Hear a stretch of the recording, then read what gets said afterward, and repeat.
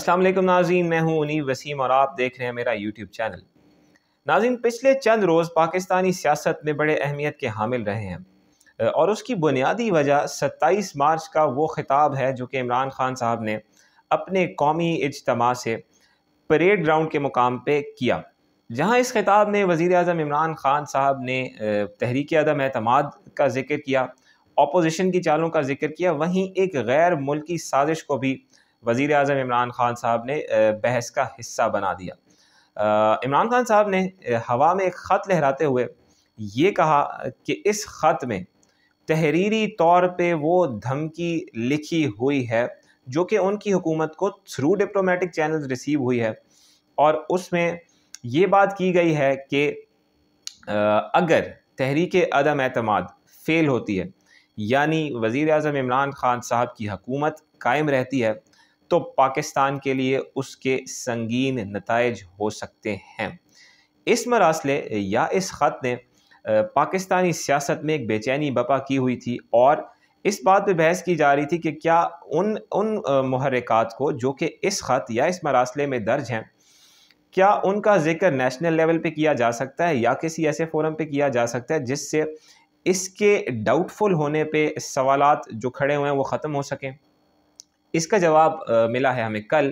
جب اس مراسلے کو، اس خط کو قومی سلامتی کمیٹی یعنی نیشنل سیکیورٹی کمیٹی کے اجلاس میں ڈسکس کیا گیا ہے،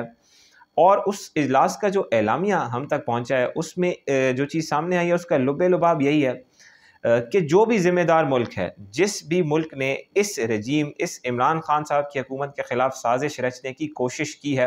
اور پھر ڈپلومیٹیکلی دھمکی بھی لگائی ہے، اس کو سفارتی سطح پر جواب دیا جائے گا۔ اب دیا جاتا ہے یا نہیں یہ تو بعد کی بات ہے، لیکن یہ وہ چیز ہے جو کہ اس اعلامیے میں سامنے آئی ہے۔ عمران خان صاحب نے کل عوام سے پھر خطاب کیا ہے اور اس میں اس مراسلے کا بھی ذکر آیا اور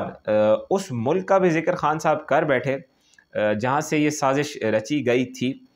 پھر تحریک عدم اعتماد پہ انہوں نے اپوزیشن کو پھر سے آڑے ہاتھوں لیا ہے، اور وہ کہتے ہیں کہ یہ the three stooges جو وہ اصطلاح استعمال کرتے ہیں کہ یہ بیرونی فنڈنگ، بیرونی سپورٹ کے تحت ملک کے سیاسی نظام کو سبوتاژ کرنے پہ تلے ہوئے ہیں، اور انہوں نے یہ امپریشن دینے کی کوشش کی کہ جو تحریک عدم اعتماد لائی جا رہی ہے اس کے پیچھے صرف اپوزیشن ہی نہیں ہے بلکہ وہ ملک بھی ہے جس نے تحریری طور پہ پاکستان کو بالعموم اور وزیر اعظم عمران خان صاحب کی حکومت کو بالخصوص تھریٹن کیا ہے۔ قومی اسمبلی کا وہ اجلاس جس میں تحریک عدم اعتماد پہ ووٹنگ ہونی ہے وہ بھی جاری ہے، اور بدقسمتی ہے کہ وہ اجلاس ہر روز ہوتا ہے مگر اس کی کارروائی کچھ زیادہ آگے بڑھ نہیں سکتی، کچھ بحث نہیں ہو پاتی۔ کل بھی اس اجلاس کا ایک حصہ منعقد ہوا، بدقسمتی سے صرف 13 منٹ وہ اجلاس چلا اور اس میں بھی بد نظمی پیدا ہوئی۔ اپوزیشن کہتی رہی کہ ہم 172 ارکان پورے کر کے لے آئے ہیں، ڈپٹی اسپیکر صاحب آپ ووٹنگ کرائیں، آج ہی ووٹنگ کرائیں تاکہ حکومت آج ہی ختم کی جا سکے، مگر قومی اسمبلی کے ڈپٹی اسپیکر جناب قاسم سوری صاحب نے 3 اپریل تک اجلاس پھر سے ملتوی کیا ہے۔ اب بھی کلیئرٹی نہیں ہے کہ اس روز ووٹنگ ہونی ہے یا نہیں، مگر ایک بحران ہے، ایک پیچیدگی ہے، ایک تناؤ ہے، ایک چپکلش ہے، ایک کشیدگی ہے جو کہ آپ کی پورے سیاسی بساط کو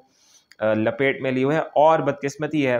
کہ اس میں ایک عالمی سازش، اس کا بھی ذکر اس میں کہیں آ رہا ہے۔